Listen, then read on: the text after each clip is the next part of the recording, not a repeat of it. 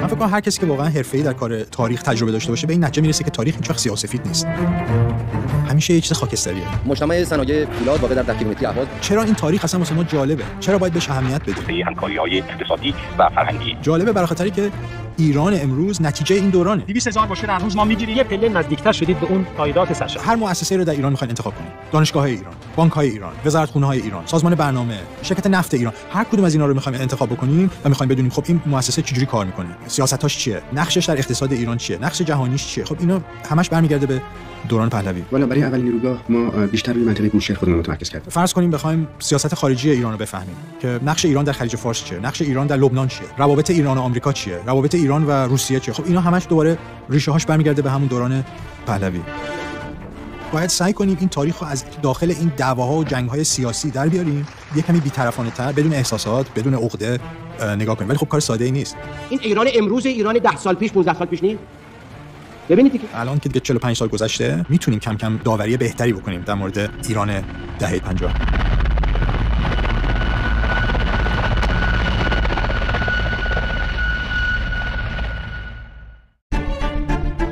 Mr. Nixon's arrival at the airport outside Moscow was described as cool but correct. About 100,000 persons lined the streets to welcome the president, the first United States head of state ever to visit the Soviet capital. آخر ماه می سال 1972 نیکسون و کیسینجر یه مسافرت خیلی مهمی کردن به شوروی. این اولین بار بود که رئیس جمهور آمریکا به مسکو مسافرت کرده بود و مهمون شوروی بود در کاخ کرملین. In the 3 years I have been in office, one of my principal aims has been to establish a better relationship between the United States and the Soviet Union. Our two countries have much in common. مثل خیلی از دوستای دیگه آمریکا، شاه ایران خیلی نگران بود که آمریکا و شوروی به چه توافقی رسیدن و این چه اثری خواهد داشت روی منافع کشورشون. ولی خب لزومی نبود برای نگرانی، برای خاطری که وقتی که این مسافرت به پایان رسید اولین مقصدی که نیکسون و کیسینجر داشتن تهران بود. حضرت ریچارد نیکسون رئیس جمهوری ایالات متحده آمریکا و بانو پاتریشیا نیکسون برای یک دیدار رسمی به تهران می‌آیند. این دیدار در پایان سفر حضرت ریچارد نیکسون به اتحاد جماهیر شوروی صورت می‌گیرد. شاهنشاه آریامهر و شهبانوی ایران از میهمانان عالی‌قدر استقبال می‌فرمایند. برای این جانب موجب کمال افتخار است ورود میهمانان عالی‌قدر اعلیحضرت همایون شاهنشاه آریامهر و اولیاء حضرت شهبانو را به پایتخت کشور شاهنشاهی خیر مقدم عرض کنند. هدف سفر نیکسون و کیسینجر به ایران در اون سال واقعا این بودش که به شاه تاکید کنند که آمریکا پشتیبان ایران هست و متحد ایران هست. نیکسون خیلی علنی به شاه گفتش این پروسه بهبود شدن روابط آمریکا شوروی چیزی نیستش که ایران در موردش نگران باشه. I was glad that the opportunity was provided through Your Majesty's invitation to come here to consult with you and to get the benefit of your wisdom in terms of the future policies of the United States of America. در یکی از اون جلسه ها در تهران نیکسون رو کرد به شاه و ازش خواست که protect me، محافظ من باش در خلیج فارس. We owe so much to you. We owe so much to you. That is one of the things that this visit symbolizes. We are proud that Iran is a friend of the United States, that the United States is a friend of Iran. این رابطه جدیدی که برقرار شده بود در دوران نیکسون، کیسینجر و شاه یک دستاورد بزرگی بود برای سیاست خارجی ایران. ایران تبدیل شده بود از یک کشوری که نیاز به کمک آمریکا داشت به یک کشوری که میتونست به آمریکا کمک کنه در دفاع از دنیای آزاد، از جهان آزاد در مقابل نفوذ شوروی و کمونیست‌ها در خاورمیانه.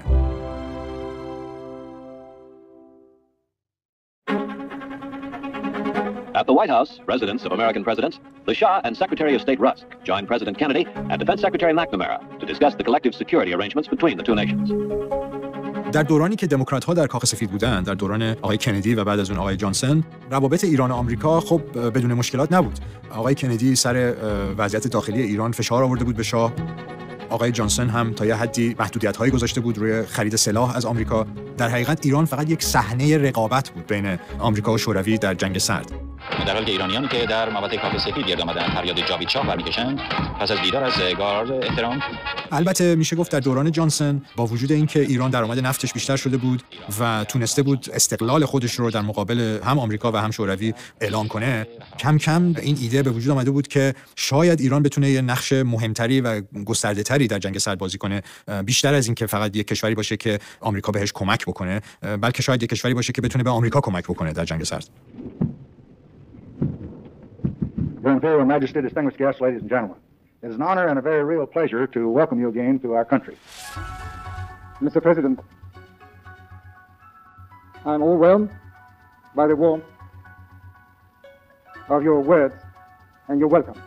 باید یادمون باشه که آقای جانسون معاون آقای کندی بود. در دورانی که معاون رئیس جمهور بود به ایران سفر کرده بود و خب وضعیت ایران رو با خودش دیده بود. هوشیار بودش که ایران یک کشوری در حال توسعه بودش و هنوز از اون دید شاید میشه گفت دست بالا به ایران نگاه می‌کرد. ایران رو میدید به عنوان یک کشور یه جورایی عقب افتاده که در حال توسعه است، ولی نمیشه زیاد بهش تکیه کرد به عنوان کشوری که میتونه واقعا یه نقش مهمتری در دنیا بازی کنه.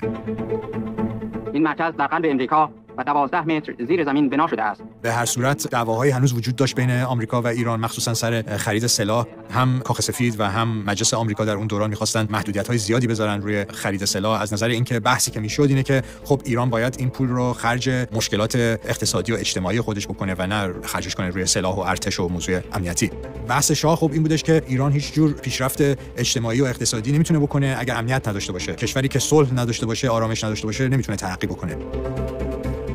از اون طرف هم خب هر چقدر قدرت نظامی ایران بیشتر میشد، کمتر لزوم بود تکیه بده به کمک کشورهای خارجی من جمله خود آمریکا.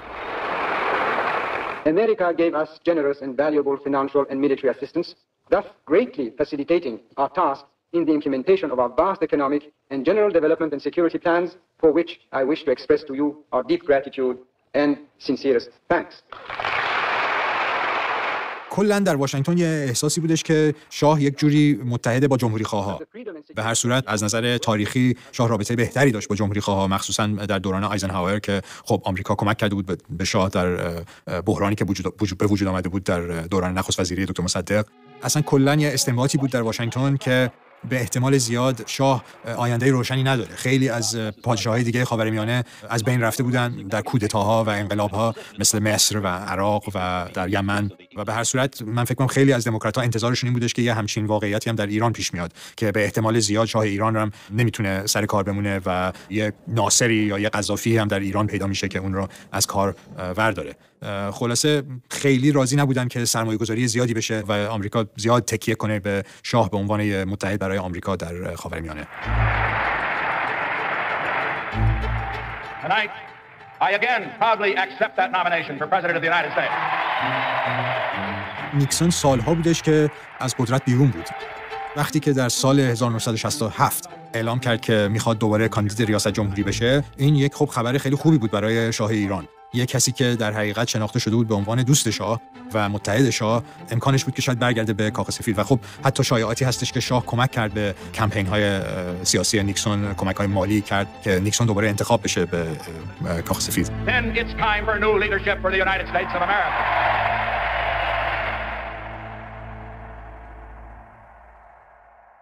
در اون سال 1967 نیکسون تصمیم گرفت که یه سری مسافرت بکنه در سراسر جهان، من جمله در آسیا، که در حقیقت به آمریکایی‌ها یادآور باشه که نیکسون معاون رئیس جمهور بوده و تجربه زیادی داره در سیاست خارجه.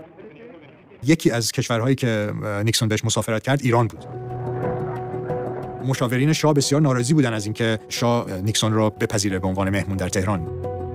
نگرانی این بودش که این شاید نشونه این باشه که ایران داره در حقیقت طرف میگیره در امور داخلی آمریکا، در یک انتخابات سیاسی در آمریکا داره در حقیقت طرف جمهوری خواها رو میگیره. ولی شاه این پیشنهادها رو رد کرد و نیکسون رو پذیرفت در تهران و الان در کتابخانه نیکسون در کالیفرنیا تمام یادداشت‌های ایشون از اون مسافرت به تهران وجود داره و میتونیم به دست خط خودشون بخونین واقعا چه لذتی بردن این دو فرد، نیکسون و محمد رضا شاه، از این گفت و شنود با هم دیگه. اینا دو فردی بودن که بسیار علاقه داشتن به روابط بین‌الملل، به وضعیت جنگ سرد، بسیار مطلع و وارد بودن در امور سیاسی بین‌المللی و ساعت‌ها در تهران در مورد این موضوع با هم دیگه گفت و شنود کردن و اصلا کلاً هم فکر بودن. هر دو خیلی متاسف بودن که آمریکا در یه شرایط خیلی سختی قرار گرفته بود به خاطر جنگ ویتنام و به یه صورتی شاه خیلی تشویق شده بود که اگر نیکسون انتخاب بشه و بتونه جنگ ویتنام رو یه جوری به پایان برسونه و آمریکا رو از این وضعیت در بیاره، این یه پدیده خوبی خواهد بود برای منافع ملی ایران.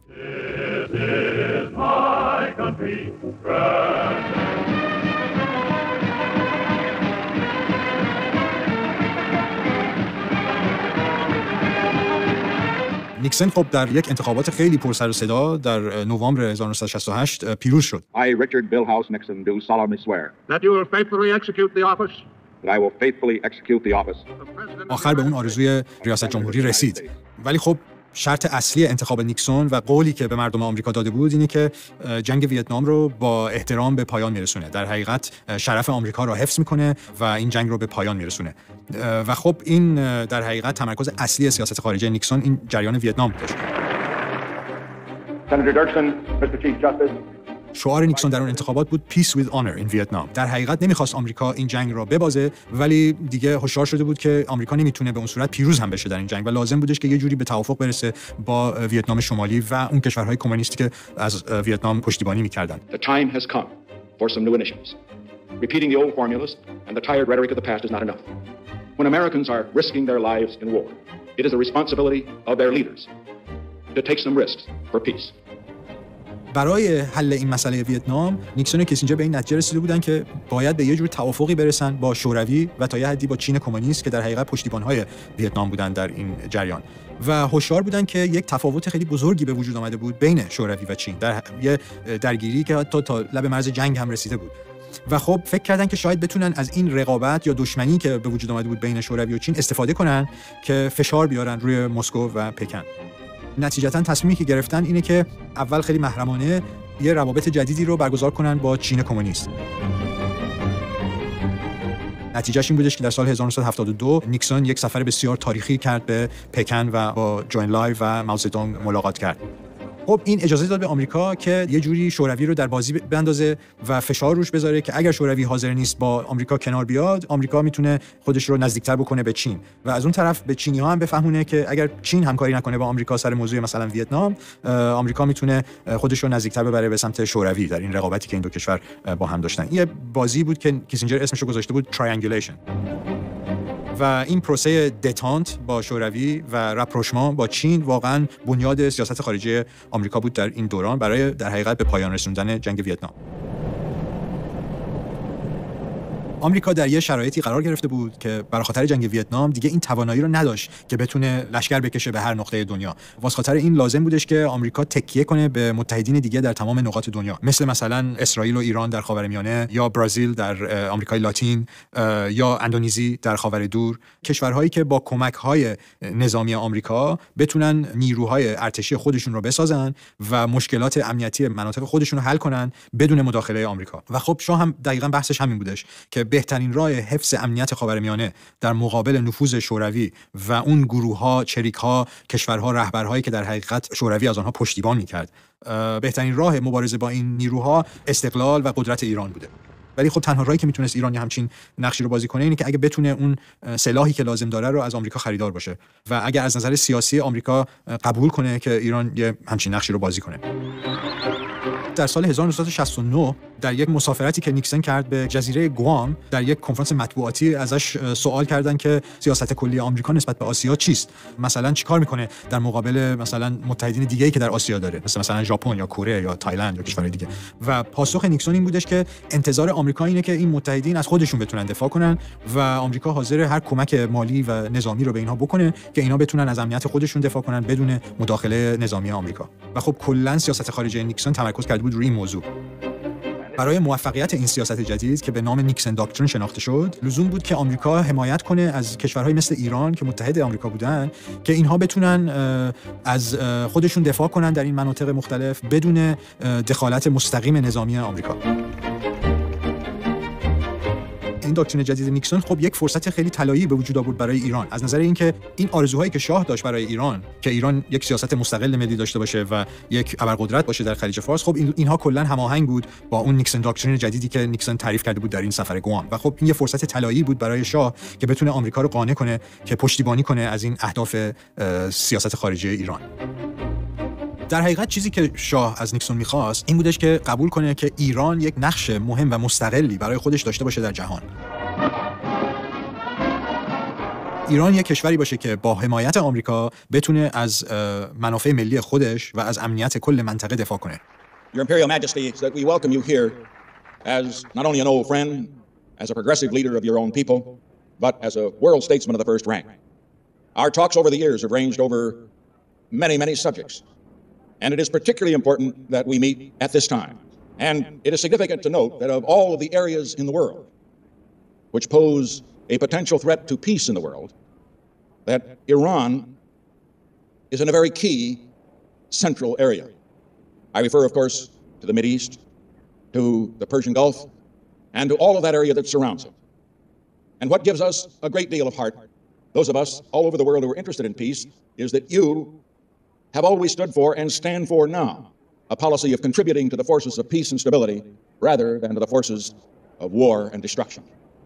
I know, therefore, that our talks will cover the whole range of world problems, but particularly that I will have the benefit of your advice on the problems in this critical area of the world, where with responsible leadership we can avoid war and build a new era of peace for the people of that area who deserve it. And certainly, I've looked forward to these talks for a long time, and I know that I will not be disappointed, and I hope you will not be, by the progress that we will make in developing those policies which will contribute not only to peace, but to the progress and the prosperity which your country has enjoyed for all of that area of the world. And so again, we welcome you today officially, but more than that, we particularly welcome you and the Empress as good friends and old friends. We treasure that friendship, and from that friendship, we hope to work together toward a better world for both of our peoples. قبل از نیکسون سیاست کلی آمریکا در خلیج فارس این بودش که خب اولا روی انگلیس‌ها تکیه کنن به عنوان نگهبان صلح منطقه و خب حتی بعد از اعلام خروج انگلیس‌ها سیاست آمریکا بودش که در حقیقت یه تعادلی حفظ بشه بین قدرت ایران و عربستان سعودی. در حقیقت اگر یه همچین تعادلی حفظ بشه این جلوگیری میکنه از اینکه یا ایران یا عربستان سعودی بخوان در حقیقت زور بگن به کشورهای کوچکتر خلیج فارس. ولی به هیچ عنوان نمیخواستن که نه عربستان نه ایران در حقیقت ابرقدرت منطقه بشن. کلا ریشه‌های این سیاست تعادل در لندن بود. این یک سیاستی بود که آمریکایی‌ها از انگلیس‌ها در حقیقت ارث برده بودن. واسه خاطر این خیلی مهم بود برای شاه که با به کار آمدن دولت نیکسون آمریکایی‌ها رو قانع کنن که نمیتونن تکیه کنن روی عربستان سعودی به عنوان یک متحد در خلیج فارس. حرفی که شاه داشت، بحثی که همیشه مطرح میشد در مذاکراتش با آمریکایی‌ها این بودش که خب عربستان یک کشوریه که با تجدد اصلا کاملا مخالفه و حاضر نیست اون اصلاحاتی بکنه که ایران داشت میکرد از نظر انقلاب سفید و در حقیقت در یک دنیای مدرن عربستان توانایی اینو نداره که یه همچین نقشی رو بازی کنه در مقابل اون نیروهای افراطی که در خاورمیانه بودن و بحثی که می‌کرد اینه که آمریکا فقط میتونه واقعا رو ایران حساب کنه برای این کار. بخش اعظم وسایل موتوری مورد نیاز مملکت را کارخانه‌های سازنده و مونتاژ کننده ایرانی به بازار می‌فرستند. ایران کشوری بود که در حال توسعه بودش، اقتصادش داشت رشد می‌کرد، یک جمعیت بزرگ داشت، یک ارتش توانایی داشت، یک رهبری داشت که واقعا مایل بود یه همچین نقشی رو بازی کنه. این خب خیلی متفاوت بود با وضعیت عربستان در اون روزها که درگیر موضوع عرب و اسرائیل بود. ملک فیصل عربستان شخصیتی که شدیداً ضد اسرائیل و ضد کلیمی بودش. کشوری که در حقیقت با یک جمعیت کوچیک کاملاً نیازمند به کمک خارجی‌ها بود برای اداره کل صنایع کشور و دارای یک ارتش نسبتاً ضعیفی بود که واقعاً تنها مسئولیتش امنیت داخلی عربستان بود. خلاصه موقعیت این دو کشور کاملاً متفاوت بود و وقتی که شاه این پیشنهادها رو به آمریکایی‌ها میکنه که آمریکا باید حامی یک ایران قدرتمند و مستقل باشه به عنوان متحد اصلی آمریکا در خاورمیانه و در خلیج فارس، کلاً دولت آمریکا هنوز یه سری شک و تردید داره در مورد این پیشنهاد. خیلی از اون مسئولین آمریکایی که در وزارت خارجه بودن، وزارت دفاع، سازمان سیا، کاخ سفید، اینا خیلی از همونهایی بودن که در دوران کندی و جانسون کار کرده بودن روی موضوع ایران و همون دید سابق رو داشتن نسبت به ایران. و خب یه مدتی طول میکشه تا اینکه نیکسون و کیسینجر میتونن در حقیقت اون طرز فکر جدیدی که دارن نسبت به ایران و اون عقاید جدیدی که دارن در مورد سیاست آمریکا نسبت به ایران بتونن این عقاید رو پیاده کنن در حقیقت در نظام‌های داخلی آمریکا. واقعا اولین باری که معلوم شده بود اصلا دینامیک روابط ایران و آمریکا عوض شده که دیگه ایران در حقیقت وابسته آمریکا نیست به اون صورتی که بود شاید در دوران آیزنهاور یا کندی یا حتی جانسون. اولین بار در سال 1969 بود سر اون درگیری که پیش آمد بین ایران و عراق در اروندرود. لحظه آغاز یک حرکت در پناه قدرت ارتش شاهنشاهی ایران. پرچم، نقطه تقاطع و رمز و راز قدرت 25 میلیون نفر ایرانی، نشانه 25 قرن سربلندی. ایران برای اولین بار اعلام کرد که حاضر وارد جنگ بشه با عراق اگر عراقی‌ها احترام نذارن برای حق ایران در اروندرود و حتی شاه فرمان داد که نیروهای دریایی و هوایی ایران اسکورت بدن به کشتی‌های ایرانی در اروندرود. خب این سلاحی که استفاده می‌شد برای این کار سلاح‌های آمریکایی بودن، هواپیماهای آمریکایی، کشتی‌های آمریکایی و خب آمریکایی‌ها بسیار نگران بودن. اون کادر حرفه‌ای وزارت خارجه آمریکا و سفارت آمریکا در تهران خیلی نگران بودن از این کار، برای خاطر که پشت ذهنشون این نگرانی بودش که اگر ایران و عراق داخل جنگ بشن با هم دیگه خب پای آمریکا هم میکشن وسط در این جریان. اون مستشارهای آمریکایی که در ایران هستن مجبورن کمک کنن که این هواپیماهای ایرانی پرواز کنن، اون مهماتی که استفاده میشه باید از آمریکا بیاد. خلاصه خیلی مخالفت بود، مخصوصا از طرف سفیر آمریکا. وسط اون بحران خب شاه مشغول یه سفر خارجی بودش و سفیر آمریکا در اون زمان آقای آرمین میر خیلی واقعا شاکی بود از این جریان و با آقای علم و با آقای هویدا و با رئیس ستاد تماس گرفته بود و ازشون خواسته بود که با شاه تماس بگیرن و ازش تمنا بکنن که یه جوری این بحران رو به پایان برسونه و عراقی ها رو تحریک نکنه. و جواب شاه خیلی واضح بودش که ایران به هیچ عنوان عقب نشینی نمی‌کنه در مقابل تجاوزی از طرف عراق. کشتی ابن سینا در پناه قدرت آتش ناوچه‌های باید ارتش ایران از کشتی‌های ایرانی که در اروندرود هستن دفاع کنه، با پرچم ایران اروندرود را عبور کنن و اگر عراقی‌ها سعی کنن جلوی کشتی‌های ایران رو بگیرن حق دارن شلیک کنن و آتش ببندن به نیروهای عراقی. و خب نتیجه‌ش هم این بودش که عراق هیچ کاری نکرد. در حقیقت عراقی‌ها بودن که عقب نشینی کردن. کدوم عکس العمل نشونی دادیم به ما با تمام قوا با تمام سلاحمون بهشون تیراندازی می‌کردیم. دلیل تیراندازی نکردن ایرانیا رو میتونین بگین؟ به نظر شما چیست؟ والا دلیلی که من میتونم بگم میدونستن که ملت ایران تحت رهبری اعلیحضرت مومنین شاهنشاه آریامهر بزرگ ارتشداران مصمم است که از حق خودش در اروندرود دفاع بکنه، حق حاکمیتش رو ثابت بکنه و من میدونم که همین تنها دلیل بود که جرئت نکردن هیچ گونه عملی بکنن و حتی خیلی واضح بود جلوی مقابل فاو که اجراندازا مسلسلشون رو طرف ما گرفتن، بلافاصله که مسلسل ما پیچید آنن مسلسل بردن بالا به علامت اینکه ما هیچ مقصودی نداریم و این نشون میده که اراده ما رو درک کردن که مصمم هستیم که این اوامر شاهنشاه آریامهر بزرگ ارتشداران رو اجرا کنیم. پایان یک روز افتخار و پرچم ایران همچنان سربلند و در اهتزاز. در حقیقت این جریان اروندرود در سال 1969 و این برخوردی که به وجود آمد بین ایران و عراق ثابت کرد به آمریکایی‌ها که ایران واقعا این توانایی رو داره که حالا مستقل در مقابل عراقی که پشتیبان شوروی هست بایسته و از منافع خودش دفاع کنه بدون مداخله آمریکایی‌ها. سلام تماشاگران عزیز، من از کاخ سفید واشنگتن با شما صحبت می‌کنم. از امروز سفر رسمی 4 روزه شاهنشاه آریامهر به ایالات متحده آمریکا آغاز می‌گردد. بعد از این جریانات خب چندین موضوع پیش آمد که این جریان نیکسون داکترین واقعا میتونستن آزمایش بکنن در خاورمیانه. اولین موضوع خب جریان کردهای عراق بودش. در حقیقت گروه ملا مصطفی برزانی یک مقاومتی شروع کرده بودند در مقابل دولت بغداد و داشتن درخواست کمک کرده بودند در حقیقت از هم ایران و آمریکا. و خب سالها بودش که ایران با کمک اسرائیل داشت از برزانی و کردها حمایت می‌کرد و تقریبا در سال 1972 همزمان با سفر نیکسون و کیسینجر با تهران معلوم شدش که در حقیقت کردها خسته شدن از جنگ با عراقی‌ها و امکانش هستش که به یه جور توافق برسن با صدام حسین و این جنگ رو به پایان برسونن. خب به هر صورت برزانی هم شک و تردید داشت در مورد شاه و اهداف شاه در عراق. میدونست که به هر صورت شاه هم علاقه‌مند نیست که یک کردستان مستقلی به وجود بیاد در عراق که شاید یک منبع مشکلات باشه برای ایران.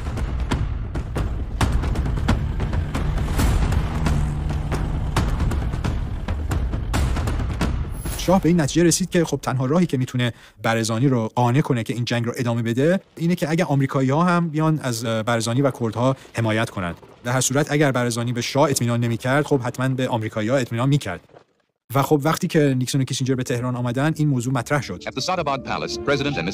شاه از نیکسون و کیسینجر خواست که آمریکا وارد صحنه کردستان عراق بشن و شروع کنن به کمک به برزانی و کردهای عراقی. و با وجود اینکه در حقیقت تمام کادر دیپلماتیک آمریکا در وزارت خارجه، در CIA، در وزارت دفاع همه مخالف بودن با این کار. بحث همشون بودش که آمریکا به هیچ عنوان نباید وارد یه همچین درگیری بشه. این شباهتی داره به همون وضعیتی که در ویتنام پیش اومده بود، جنگ داخلی در ویتنام که آمریکا مداخله کرده بود. ولی خب نیکسون و کیسینجر رد میکنن این اعتراضاتو و پیشنهاد شاه رو قبول میکنن و نیکسون فرمان میده به CIA که از راه محرمانه شروع کنن کمک کردن به کردهای عراق و خب شاه هم از این راه میتونه برزانی رو قانع کنه که مبارزاتش رو ادامه بده در مقابل حکومت بائث عراق. نخستین دور مذاکرات شاهنشاه آریامهر و حضرت ریچارد نیکسون آغاز میشود. شاه به نیکسون و کیسینجر میفهمونه که در حقیقت دولت مرکزی عراق یک متحد شوروی هست در خاورمیانه و داره از طرف شوروی پشتیبانی میشه. عراق و شوروی در سال 1972 یک قرارداد دوستی امضا کرده بودند. کمک‌های زیاد مالی، اقتصادی، نظامی از طرف شوروی به عراق میشد و خب اگر ارتش عراق موفق میشد که برزانی و کردها رو شکست بده و لشکرش رو برسونه کلاً به مرزهای ایران، خب این اجازه میداد به عراق که هم نفوذ پیدا کنه در خوزستان ایران و در مناطق در حقیقت عرب زبان ایران و اصلا کلاً ارتش عراق رو آزاد میکرد از این وظایف در شمال عراق و بهشون اجازه میداد که تمرکزشون رو بذارن روی جنوب عراق نزدیکای خلیج فارس یا از اون طرف در مقابل اسرائیل در اردن و سوریه و اون طرفا. خلاصه یه نگرانی بودش که اگر این موضوع کردستان حل بشه و دیگه ارتش عراق اونجا درگیر نباشه، این در حقیقت دست و پای عراق رو باز میکنه برای مداخله در مناطق دیگر منطقه و برای خرابکاری مثلا در خوزستان ایران یا در اروندرود یا در خلیج فارس یا حتی در جبهه عرب با اسرائیل. شاه هم آمریکایی‌ها رو خوب میشناخت، بسیار هم زرنگ بود در رفتارش با آمریکایی‌ها. تمام مشکلات منطقه رو وقتی که به آمریکایی‌ها تعریف می‌کرد، از دید جنگ سرد برای اونا تعریف می‌کرد، نه فقط از دید ایران. مثلا بهشون میگفت که در عراق مشکلی که به وجود آمده اینه که شوروی در عراق نفوذ پیدا کرده و داره پشتیبانی میکنه از این دولت صدام حسین و این یه خطری هست برای نفوذ، خطری به وجود آمده که شاید شوروی نفوذ پیدا کنه در خلیج فارس. خب شاه میدونست که اون طرزی که باید با آمریکایی‌ها حرف بزنه که اونها رو به عنوان یه متحد حفظ کنه و تشویقشون کنه که پشتیبانی از ایران بکنن، اینه که بهشون بفهمونه که این مشکلات ما در ایران مشکلات شما هم هست، این درگیری‌هایی که ما در خلیج فارس داریم درگیری‌های شما هم هست از نظر جنگ سرد و شما باید از ما پشتیبانی بکنیم که ما بتونیم با شوروی و اون نیروهایی که شوروی ازش داره پشتیبانی میکنه ما مبارزه بکنیم. اکثر این گفت و شنودهایی که میشد بین شاه و نیکسون و کیسینجر، این سه فرد تنها با هم جلسه داشتن.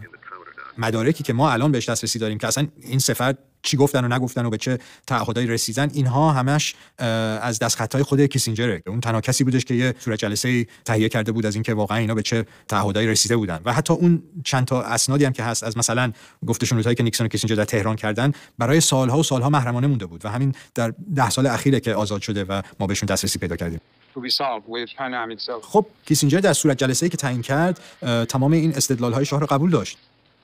کاملا اون دیدی که داشت از خاورمیانه اون دیدی بود که شاه برای نیکسون و کیسینجر تعریف کرده بود. در حقیقت کیسینجر خلیج فارس رو از چشم شاه میدید، نه از چشم مشاورین خودش در وزارت خارجه یا در کاخ سفید. این نشون میده چه نفوذی شاه پیدا کرده بود در حقیقت در افکار رؤسای بالاترین رتبه آمریکا در اون زمان. کیسینجر هم خودش به عنوان کسی که متخصص خاورمیانه نبود، همیشه مشکلات هر منطقه‌ای رو من جمله خاورمیانه و خلیج فارس رو از دید این جانب جنگ سرد میدید. زیاد واسش مطرح نبود ریزکاری‌های مثلا مشکلات کردها یا روابط ایران و عراق. چیزی که واقعا واسش مطرح بودش اینه که کی طرف آمریکاست و کی طرف شورویه و اگر اینها پیروز بشن این چه اثری داره روی اون تعادل بزرگتر جنگ سرد و اگر اونها پیروز بشن مثلا چه اثری داره. و شاه اینو خیلی خوب فهمیده بود و همیشه میتونست تمام این مشکلات یا درگیری‌هایی که ایران داشت رو یه رنگ جنگ سرد بهش بده و به این صورت به نیکسون و کیسینجر مطرح کنه.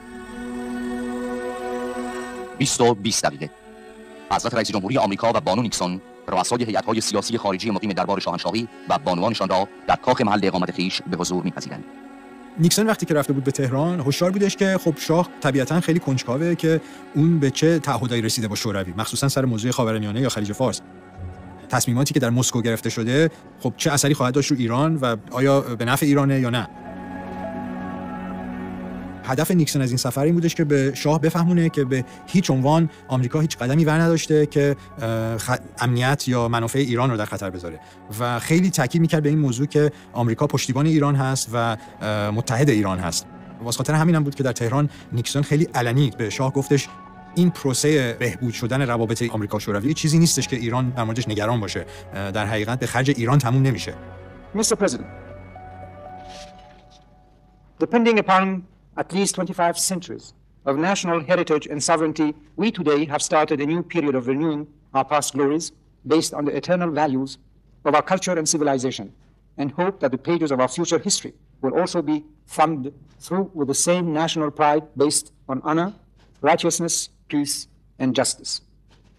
We have based our independent national policy on international understanding in the path of national reconstruction and the strengthening of world peace, coexistence, and above all, cooperation.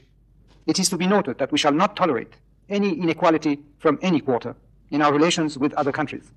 Certainly under no circumstances will we allow any violation of our land or our rights.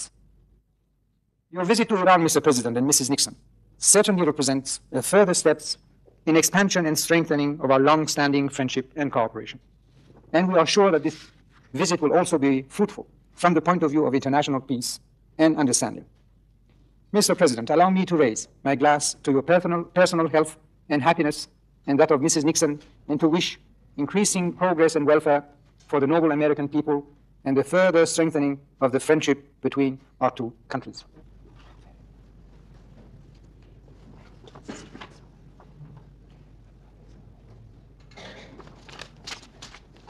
Well, my turn.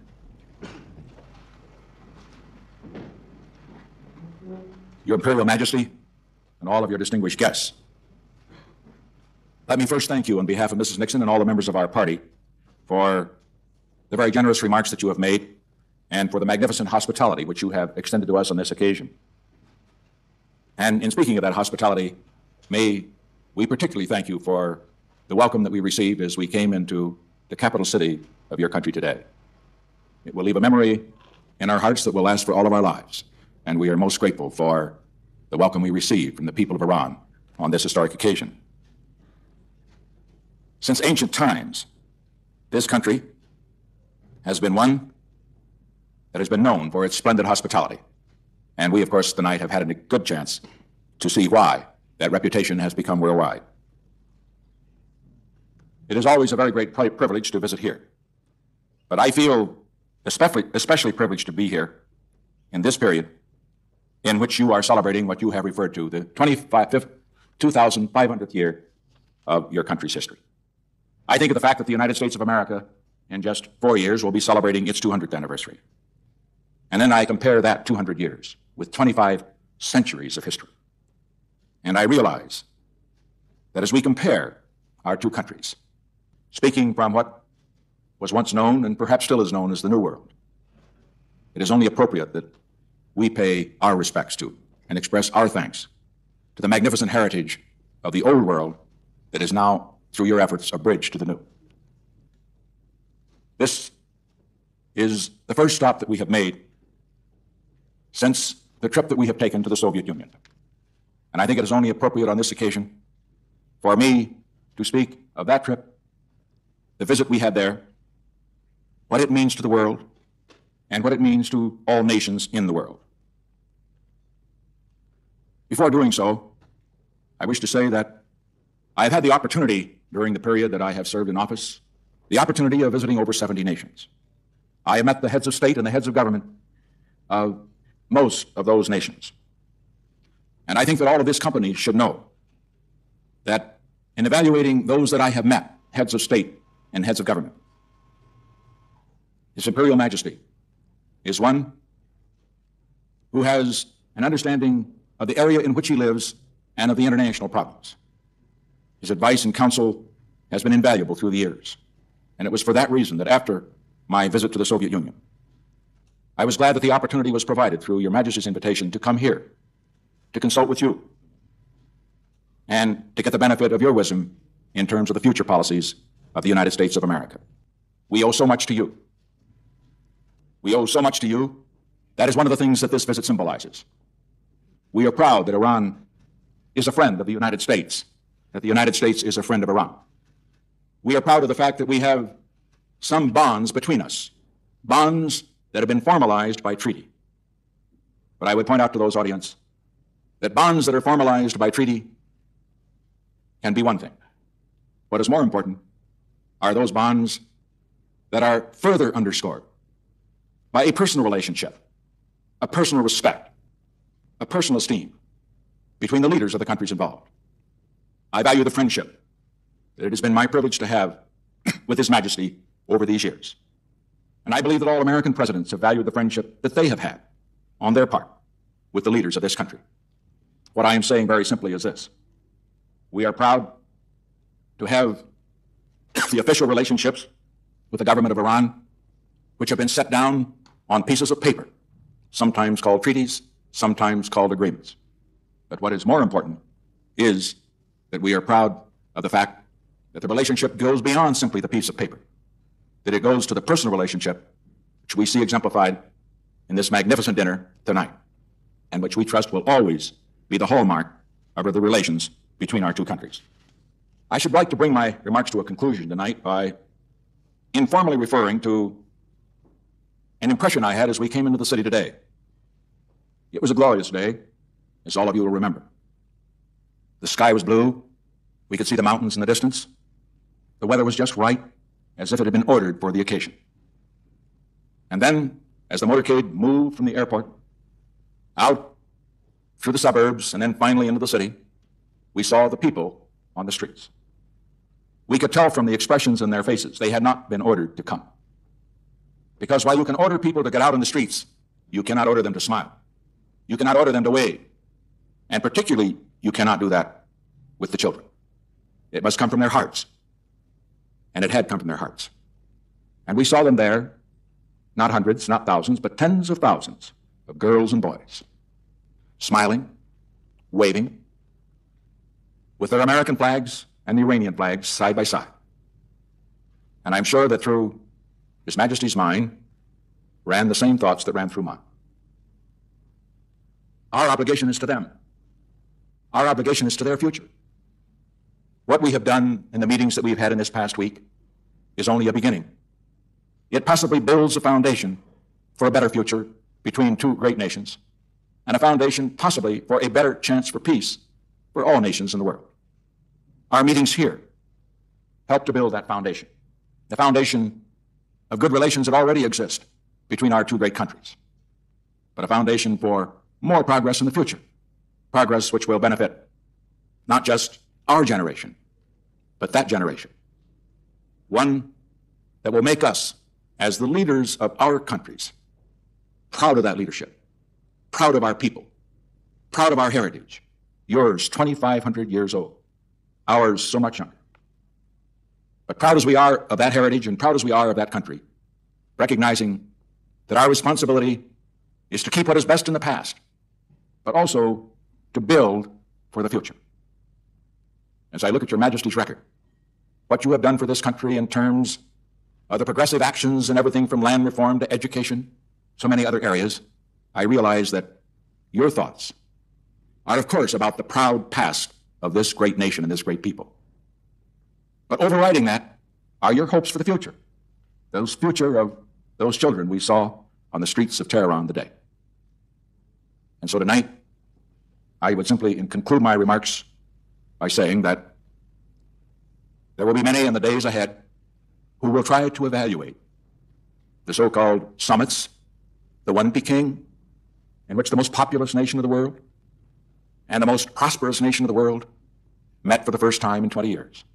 The one in Moscow, where the two most powerful nations in the world met and made some very important agreements, which could contribute not only to better relations between those two, but to peace for all the world. As the experts evaluate those summits, let them keep the one thought in mind that I think is so close to the heart of His Majesty and so close to my heart. We as leaders of our country do our best. We sometimes make our mistakes.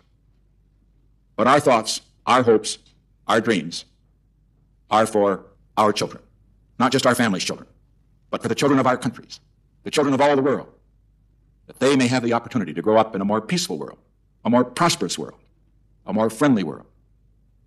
And if in the brief span of time that each of us spends in the office he holds, we could have contributed to that goal, all of the effort, all of the time, everything that we have done would have been worth it.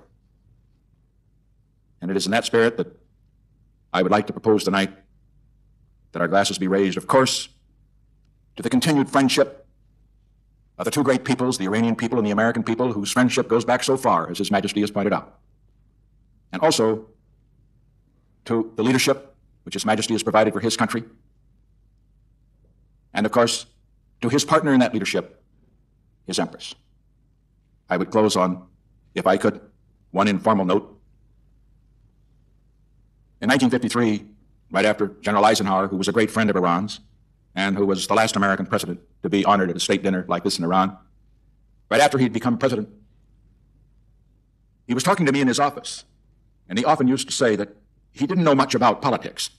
That, of course, is the understatement of the century for one who won such great political victories. That day we had had a meeting with the leaders of the Congress, Democrats and Republicans. And General Eisenhower, who was a great judge of men and of women who were leadership capacity, made this rather interesting comment. He said, I'm puzzled about political leaders. You can't generalize about them. He said, some of those fellows in there were very intelligent, and others seemed to be a little slow. Some spoke very, very well, and others were a bit inarticulate. And he said, about the only thing that I can think of that political leaders seem to have in common, successful political leaders, is the ability to marry above themselves. What I am simply saying tonight is that on this particular occasion, we propose a toast, of course, to His Imperial Majesty, the Shah and Shah, to his lovely Empress, who has been by his side, as my wife has been by my side, through adversity and also through periods of very great satisfaction. And so, ladies and gentlemen, if you would raise your glasses to هدف سفر نیکسون و کیسینجر به ایران در اون سال واقعا این بودش که به شاه تاکید کنن که آمریکا در اون شرایطی که در اون زمان داشت، مخصوصا با مشکلاتی که در جنگ ویتنام داشت، واقعا نیاز به کمک ایران داشت. و در 2 تا ملاقاتی که شاه با نیکسون و کیسینجر کرد در دوران سفرشون به تهران، تقریبا تمام خواسته‌هایی که از آمریکا داشت با جواب مثبت برخورد کرد. در یکی از اون جلسه‌ها در تهران، نیکسون رو کرد به شاه و ازش خواست که protect me، محافظ من باش در خلیج فارس. و خب این خیلی حرف بزرگی بود برای رئیس جمهور آمریکا در مقابل یه رهبر یک کشور جهانی سوم مثل شاه. انتقادی که همیشه مخالفین از شاه می‌گرفتن اینه که رابطه‌اش با نیکسون مثل یه رابطه ارباب با نوکر هستش و شاه فقط در حقیقت دستورهای آمریکا رو داره اجرا می‌کنه در خاورمیانه. واقعیت تاریخی یه چیز کاملا متفاوتیه. ما وقتی که به منبع‌های واقعی تاریخی نگاه می‌کنیم، وقتی که به اسناد خود آمریکایی‌ها نگاه می‌کنیم که پشت صحنه در درون دولتشون چجوری در مورد شاه حرف می‌زدن و چه تصمیماتی می‌گرفتن، قشنگ معلومه که شاه مخصوصاً در دهه 70 تبدیل شده بود به یه متحد آمریکا و در خیلی جاها رئیس جمهور آمریکا رو قانع می‌کرد که تصمیماتی بگیره که حتی مشاورین خودش باش مخالف بودن، ولی خب به نفع ایران بود از نظر منافع ملی کشور و امنیت ملی ایران در خاورمیانه.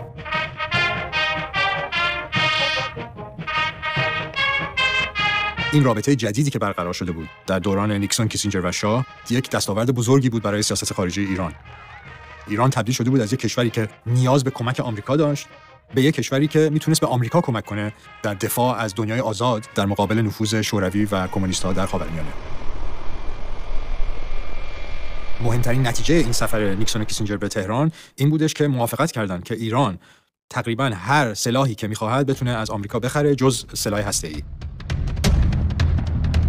شاه ایران دسترسی پیدا کرد به در حقیقت مدرن‌ترین سلاحی که در آمریکا تولید می‌شد، حتی در بعضی نقاط هواپیماها یا بمب‌ها یا سلاح دیگری که حتی خود ارتش آمریکا هنوز بهش دسترسی نداشت. و خب این یک در حقیقت پدیده بسیار مهمی و جدیدی بود در رابطه ایران و آمریکا. هیچ رئیس جمهور سابقی حاضر نبود که همچین اختیاراتی به ایران بده از نظر دسترسی به توانایی‌های نظامی که آمریکا داشت.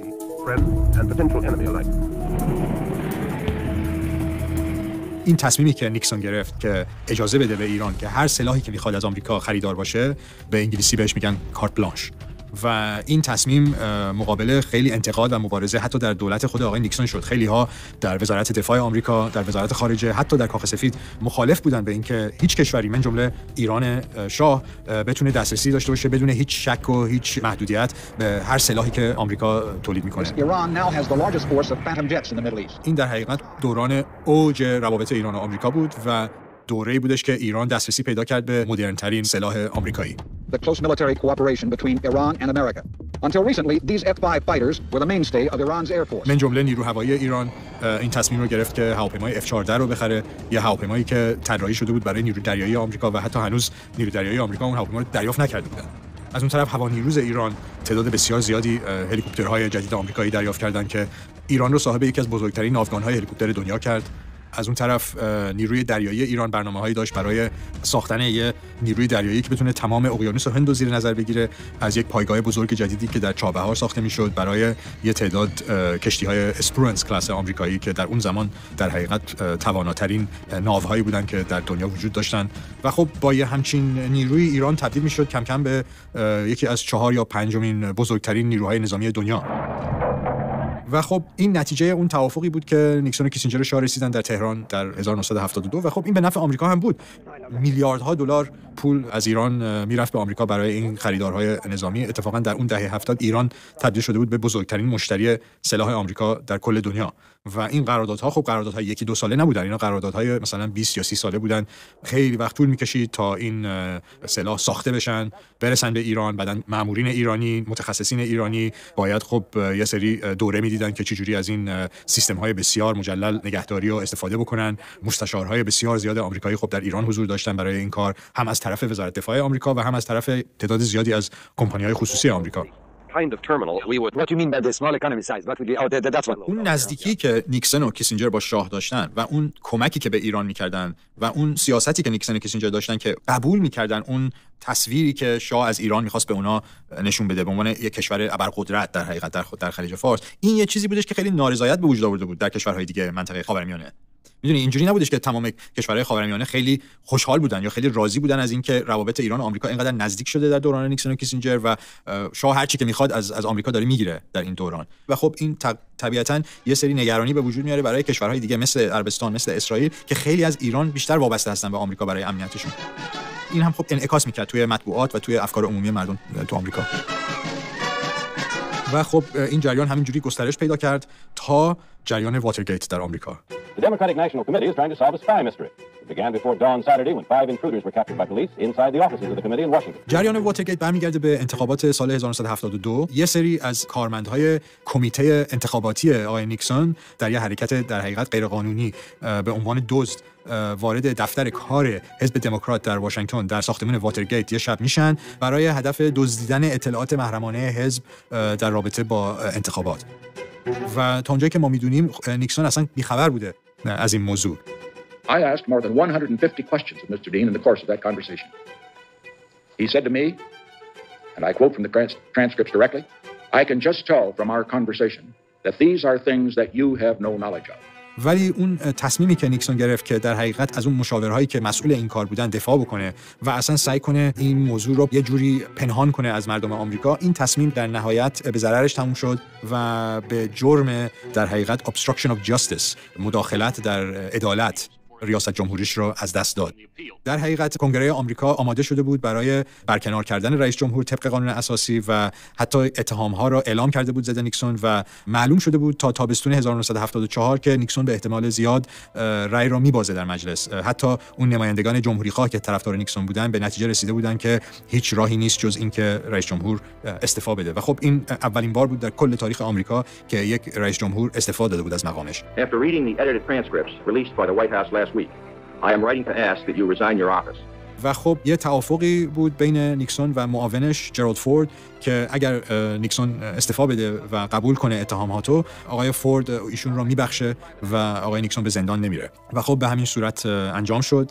در آگوست سال 1974 نیکسون استعفا داد. I have never been a quitter. To leave office before my term is completed is abhorrent to every instinct in my body. But as president, I must put the interests of America first. Therefore, I shall resign the presidency effective at noon tomorrow. این پدیده واترگیت یه زلزله سیاسی بود، نه فقط برای آمریکا بلکه برای کل دنیا. هیچ کسی واقعا این انتظار رو نداشت که یک موضوع خیلی در حقیقت درجه 2-3 سیاسی در آمریکا که نتیجهش کناره‌گیری رئیس جمهور آمریکا باشه، مخصوصا اگر در نظر بگیریم که نیکسون در سال 1972 مجددا انتخاب شده بود به عنوان رئیس جمهور آمریکا با یه اکثریت بسیار زیادی، در حقیقت بزرگترین اکثریتی که هیچ رئیس جمهوری در تاریخ آمریکا به دست آورده بود تا اون زمان. خلاصه کلاً ضعیف شدن نیکسون و بعداً استعفای نیکسون یه اثر بسیار زیادی و عمیقی گذاشت روی رابطه ایران و آمریکا. نیکسون شخصیتی بودش که در حقیقت در اوج قدرتش مقابل تمام اون شخصیت‌ها، هم حتی در حزب جمهوری‌خواه که مخالف یه رابطه خیلی نزدیک ایران و آمریکا بودن، وایساده بود. وقتی که قدرت نیکسون از بین رفت و وقتی که اصلا کلاً از ریاست جمهوری استفاده داد و آقای فورد جای اون به سمت ریاست جمهوری رسید، دیگه شخصیتی نبود که بتونه جلوی این مخالفت رو بگیره. برای شاه ایران این یک واقعا شوک بودش که یک حامی ایران و یک شخصیتی که برای بیشتر از 20 سال شاید یک متحد و دوست شاه و ایران بوده به این صورت از صحنه سیاسی آمریکا حذف بشه. به هر صورت شاه مثل خیلی دیگران یه استنباطی داشت که واترگیت نتیجه یه توطئه بوده ضد نیکسون و یک نیروهای پشت پرده دارن عمل میکنن ضد منافع ایران در صحنه سیاسی آمریکا. این در خاطرات علم مثلا بهش اشاره میشه که شاه به علم میگه خب همون نیروهایی که کندی رو ترور کردن به احتمال زیاد مسئولن برای این جریان واترگیت در آمریکا. خب ما میتونیم بپرسیم که اگر واترگیت نشده بود، اگر نیکسون استعفا نداده بود، روابط ایران و آمریکا چی میشد و اصلا کلا چه اثری داشت روی مسیر سیاسی خود ایران؟ آیا واقعا ایران اصلا میرسید به انقلاب و به سرنگونی سلسله پهلوی یا نه؟ من حدسم اینه که اگر نیکسون مونده بود سر جاش و اگر آمریکا پشتیبان شاه مونده بودش، حداقل عکس‌العملی که شاه نشون داد به اون شورش‌های سال 56 و 57 خیلی فرق می‌کرد. حدس من اینه که اون شک و تردیدی که شاه داشت از پشتیبانی آمریکا در اون شرایط بحرانی ایران شاید فرق می‌کرد اگر نیکسون هنوز سر کار بود. به احتمال زیاد نیکسون پشتیبانی کامل می‌کرد از شاه در اون شرایط، یا حتی شاید تشویق می‌کرد شاه رو که اون شورش‌ها رو به زور سرکوب کنه و به پایان برسونه به همون صورتی که شاه کرده بود در جریان 15 خرداد خیلی وقت پیش. و من فکر می‌کنم احتمالش هست که اگر شاه این کارو کرده بود، حالا درست یا غلط، به احتمال خیلی زیاد سرنوشت شاه و ایران تغییر می‌کرد. سخت قضاوت کنیم در مورد تاریخی که اتفاق نیفتاده و ما خب همیشه به گذشته نگاه می‌کنیم با اون دانایی که چی قراره بشه و چی شد. اون مسیری که انتخاب نشد و اون تصمیم‌هایی که نگرفته شد رو نتیجه‌شو هیچ وقت نمی‌تونیم بدونیم. The Shah is generally accepted as having been a very repressive and oppressive ruler. His Savak tortured and killed. He lived in considerable splendor and opulence while there was terrible poverty in his country. In your book, Leaders, you write that he was not ruthless enough in quashing those who threatened his nation's stability. Do you think he should have been more ruthless? Yes, I do, particularly in view of the fact that his opponents were not those who were basically more liberal, but because basically they were reactionary. They were the true reactionaries. Let's look at the Shah for just a moment and look at him very fairly. He actually was a progressive in a number of ways. He instituted a land reform program. He instituted a literacy program. He sent thousands of students from Iran to the United States, and particularly the United States, to study in other countries as well. He liberated women. The irony was that those he liberated, the women and the students he sent abroad, they came back and joined the revolutionary forces. The Shah was trying to move Iran into the 20th century. His opponents, Khomeini et al., wanted to move Iran back into the Dark Ages, and that's what they've done. Now, there was some repression, true. Now there is total repression. There may not have been enough land reform. Now there is none whatever. What I am simply suggesting is this, that when we look at the Shah, we have to look at him in terms of what he confronted. And he confronted revolutionary forces there that were not working, in my view, for what was best for Iran and certainly not best for ourselves. And most important, from the United States standpoint, instead of having a friend in Iran, we now have one that is not only not a friend, but one that considers us to be the great Satan. من حدس میزنم که واترگیت 100% سرنوشت ما ایرانی‌ها و سرنوشت شاه رو عوض کرد، ولی خب تاریخی که نشده و نگذشته رو سخت قضاوت کرد. The majority of the committee members recommended that Palestine be partitioned into an Arab state and a Jewish state. You always criticize Western democratic countries. همه در تهران میدونستن که ساختمان سفارت اسرائیل و آقای ازریت نماینده اسرائیل. کلیمی ایرانی وجود داشت قبل از اینکه حتی مسلمان ایرانی وجود داشته باشه.